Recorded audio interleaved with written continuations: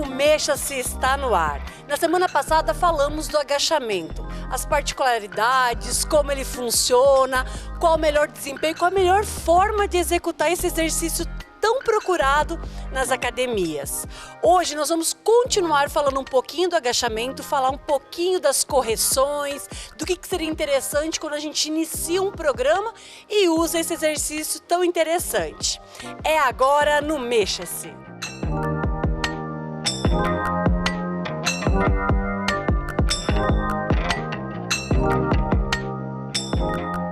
E agora o Wilson vai explicar pra gente por que é tão importante corrigir dentro do exercício, de agachamento, fazer os educativos. Quem assistiu o programa da semana passada viu o quanto eu tive dificuldade em executar o exercício corretamente, Então, assim, quais os fatores mais limitadores e por que seria importante fazer esses educativos? Então, Cassiano, o exercício de agachamento é um exercício complexo. No entanto, é um exercício extremamente importante desde o indivíduo que tem necessidade de melhorar a qualidade de vida dele até o pessoal que precisa de desempenho físico. E por ser um exercício mais complexo, muitas vezes ele é feito de forma regular, mas por conta de déficits de capacidades funcionais. Por exemplo, mobilidade, articulação de joelho, principalmente de tornozelo e de quadril, falta de flexibilidade na cadeia muscular posterior. E isso vai fazer com que ele tenha um aumento do estresse nas regiões que vão receber essa sobrecarga, musculatura lombar, coluna, e os joelhos, que muitas vezes desencadeiam dores, processos crônicos, inclusive desgaste articular, por conta, na verdade, não do exercício, Então o exercício não é um exercício que machuca, mas o exercício realizado de forma incorreta ou com déficits funcionais que vão levar à sobrecarga dessas estruturas que não deveriam ser sobrecarregadas tanto assim. Então o exercício educativo vai favorecer a executar um exercício mais correto, tendo maior proveito, recrutando a musculatura que a gente sugere com o exercício e diminuindo esses riscos. Então a gente tem que pensar que não é o exercício de agachamento que machuca o joelho ou a coluna, mas o exercício feito de uma forma incorreta, e essa forma incorreta muitas vezes é por conta de déficits funcionais. E o Wilson vai então explicar o que a Ana que é nutricionista, está participando então hoje do nosso programa, viu, Ana? Seja bem-vinda, tá? Vai sofrer um pouquinho com a gente. Legal, então a gente vai aproveitar a Ana, que é uma praticante de atividade, praticamente uma atleta, já tem um domínio do exercício, e a gente vai, como eu falei, alguns educativos um pouquinho mais complexos, do que os anteriores que a gente viu, tentando aprimorar ainda mais o agachamento. Então a primeira coisa é a gente buscar um exercício que corrija aquela inclinação que a gente já tentou corrigir no treino, na aula passada. Então ela vai fazer uma postura de agachamento como se fosse um agachamento frontal, no qual a gente coloca uma barra aqui, mas como a gente pensando que ela é um iniciante, que ainda tem dificuldade, a gente só vai pedir para ela fazer o apoio das mãos na região do pescoço, próximo ao ombro, e elevar o cotovelo na altura do ombro.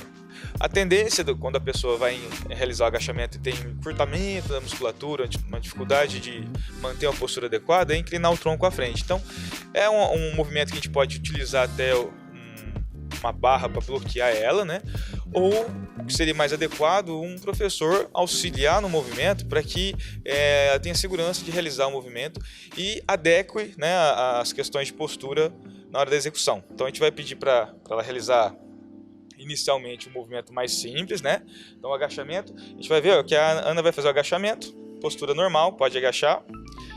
Isso, então ela tem um bom agachamento, Mas ainda estava até comentando com ela realiza o que todo mundo fala, eu falo movimento Shakira. Por quê? Porque na hora que a gente faz o movimento de descer, a gente levanta, na hora que a gente sobe, a gente baixa. E aí você fica no movimento. Isso pode prejudicar um pouquinho a coluna por conta da movimentação. Se a gente tem alguma lesãozinha já, uma protusãozinha, alguma coisa, isso pode levar ao estresse daquela região e sentir dores, contraturas musculares. Então o que a gente realiza? A gente realiza o abaixamento, antes de começar o agachamento, o abaixamento total das costelas. Então vamos lá. A gente vai dar consciência corporal para o aluno, que manter as costelas baixas. Então abaixar das costelas é meio que ativar o abdômen, Então o umbigo para dentro, contrair o abdômen é importante. Mas a gente fala das costelas porque muitas vezes a pessoa está até com o abdômen contraído, só que realiza o movimento de soltar a costela. Então o abdômen não estava tão contraído. Então a gente dá um ponto de referência para ela entender que aquilo ali não pode se alterar, mais do que o abdômen. E consequentemente, para manter a costela ali, o abdômen vai ter que ser retraído, né? Então, primeira coisa. Segunda coisa, crescer. Então a gente tem que manter a extensão total da coluna junto com essa postura. Muitos chamam de bracing, né? Que é a postura da gente alongar o tronco, baixar a costela e fazer a contração do abdômen para que a gente tenha o tronco mais estável possível. Então essa é o ponto básico para a gente sair do agachamento. O educativo, então, que a gente vai fazer inicial, ela vai fazer o apoio na região do pescoço, né? Os dedos podem estar até para frente ou próximo ao ombro. E a gente vai tentar manter o cotovelo o mais para cima possível. Mulher tem uma facilidade de manter essa postura por conta da mobilidade da cintura escapular. Os homens, principalmente o pessoal que já treina um pouquinho mais, que é um pouquinho mais rígido, às vezes tem grande dificuldade. E aí vai ser mais produtivo ainda para ele realizar esse exercício. Vamos lá então. Então a gente vai fazer esse movimento. Ela já levantou as costelinhas por conta disso, então a gente vai, consciência de baixar a costela, o peito. E aí eu vou bloquear ela aqui. A gente vai tentar descer no agachamento. Vamos lá, jogando o peso todo na parte de trás da coxa. Bumbum e sobe. Isso. Então, para a gente manter esse cotovelo alto, quando a gente não tem uma boa mobilidade ainda, acontece de subir a costela. Então vamos lá, desceu. Agora eu vou dar mais consciência corporal para ela, apoiando a costelinha dela, ó. Deixei os braços dela livres, ela está conseguindo manter o cotovelo para frente e eu estou auxiliando para que ela não caia para trás. Uhum. Aí, dá uma descansada. Muito bem. Então, por isso que às vezes o auxílio do professor é importante.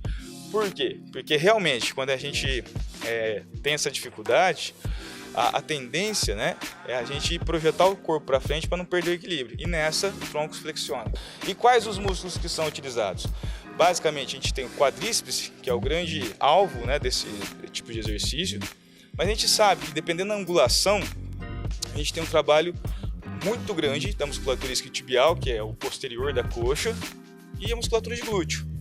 Então, o agachamento trabalha muito o glúteo, né, mas nem sempre ele é bem ativado.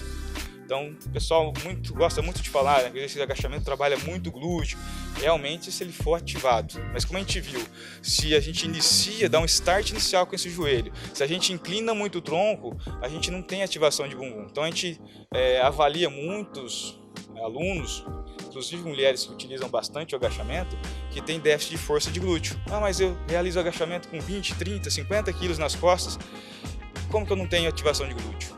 Não satisfatoriamente. Por quê? Porque não utiliza o mecanismo adequado, né? Inclinação excessiva de tronco à frente, ênfase na flexão do joelho e projeção do joelho à frente. Então a gente tem alguns déficits que são dependentes, claro, da mobilidade das articulações e flexibilidade dessa musculatura. Então por isso que a gente usa os exercícios em conjunto com os alongamentos. Então eu preciso melhorar a flexibilidade dos músculos? Sim, mas se eu não fizer um trabalho educativo do movimento, não necessariamente uma pessoa com boa flexibilidade vai ter um agachamento adequado. Então a gente usa os educativos. E olha que bacana, otimizar o exercício. Vocês viram quantos benefícios nós temos se nós fizermos o exercício corretamente? E é claro que no próximo bloco, mais agachamento para você. Não saia daí, voltamos já.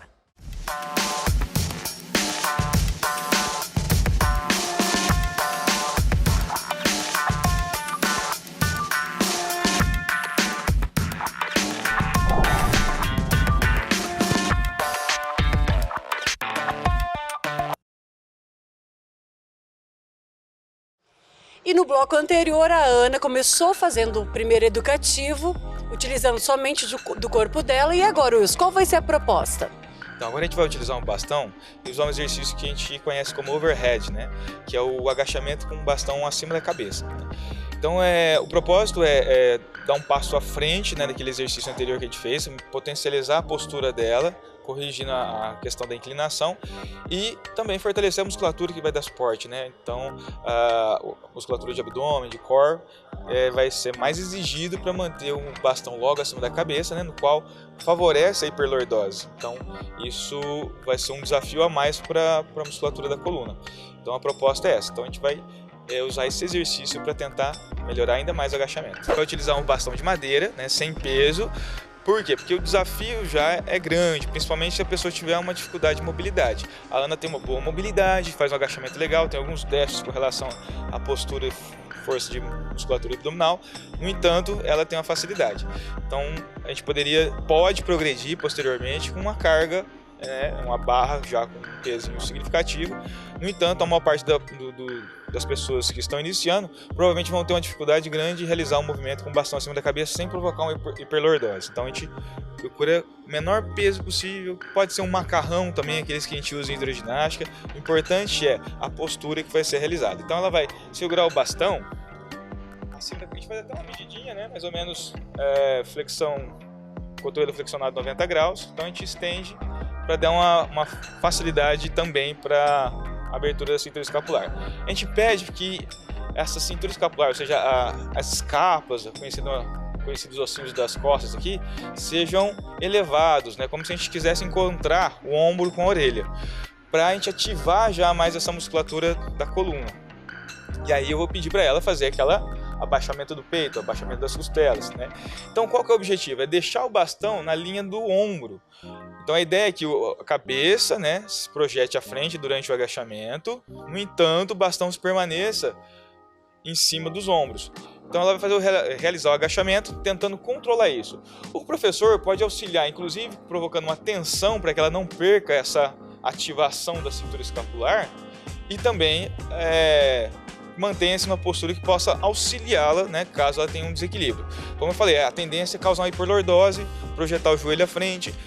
E então a gente, dando mais segurança, ela vai amenizar esses desvios posturais. E a gente vai potencializar, né, a consciência corporal dela. Às vezes não tem um professor para auxiliar, então o movimento, né, acaba tendo alguns déficitzinhos. O importante é que não utilize sobrecarga para que a gente não machuque a coluna, tá? Então vamos lá. Vamos lá, Ana. Isso. Então, a Ana está realizando o movimento, tem facilidade. No entanto, ela realiza uma hiperlordose, uma curvatura um pouquinho mais acentuada. Mas é por conta de a gente tem uma certa dificuldade ainda de manter as costelinhas para baixo. Vamos lá, Ana. Vou te auxiliar aqui, ó. Eu vou forçar. E isso causa um leve desequilíbrio para ela para trás. Por isso que eu tenho que estar amparando, né? Umbigo para dentro, costela para baixo e vai. Desce. Qual que é a angulação que eu vou descer? Na verdade, a angulação que ela consiga manter o máximo possível essa postura sem aumentar exageradamente a hiperlordose. Então a gente começa com um agachamento mais curto, né? Mesmo que ela já tenha facilidade de fazer agachamentos mais amplos. Então a gente vai aos poucos, ó, limitei ela aqui, já sobe. Não vou deixar ela até lá embaixo porque ela vai causar uma hiperlordose muito grande. Isso. E aí eu vou tentar deixar ela fazer sozinha. Vamos lá. Isso, já viu que já melhorou bastante. A costelinha dela já não sobe tanto quanto subia. Ok? Então eu posso pedir para ela fazer uma angulação um pouco mais profunda. Isso. Lá embaixo. Um iniciante pode vir fazer o agachamento ou seria mais interessante deixar depois que ele já tem um certo nível de treinamento? Então, na verdade, o professor vai avaliar isso, né? A questão de consciência corporal, controle motor, né? Ausência de lesões ou de contraindicações. O professor vai sempre analisar isso, se ele deve ou não começar com o exercício de agachamento. O que a gente orienta? Se não existe nenhuma contraindicação, o agachamento é muito mais interessante do que um exercício em máquinas, no qual muitas vezes você vai colocar uma carga limitando a amplitude de movimento, bloqueando as outras articulações, como a cintura pélvica, e isso pode levar a compensações, encurtamentos cada vez maiores. Então, o professor tem que avaliar se vai ser o custo-benefício de realizar o exercício de agachamento ou na máquina. Caso havendo um grande déficit de força, a máquina sempre auxilia, né, na segurança e no aumento de força para que ele faça o agachamento. Mas não é contraindicado o iniciante iniciar com treinamento com exercício de agachamento, desde que não tenha nenhuma contraindicação. Legal! E é claro que esse foi só o nosso primeiro exercício aí das séries de correções, de otimização, de desenvolvimento. E nas próximas semanas, outros exercícios aqui no Mexa-se. É isso aí, com a participação da Ana. Até lá então! Mexa-se!